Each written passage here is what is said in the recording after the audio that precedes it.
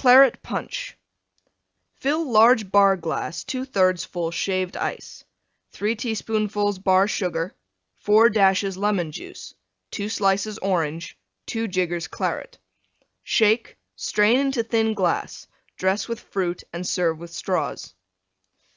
Claret Punch, 5-gallon mixture for a large reception or party of 100 people.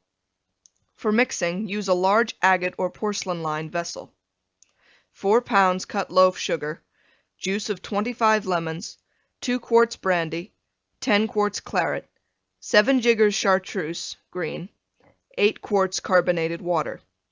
Stir well. Place a large block of ice in a punch bowl and fill nearly full of the mixture, adding 18 oranges cut in slices, 1 1/2 cans sliced pineapples. Serve from the bowl into punch glasses with a ladle and renew the contents of the bowl from the mixing vessel as needed.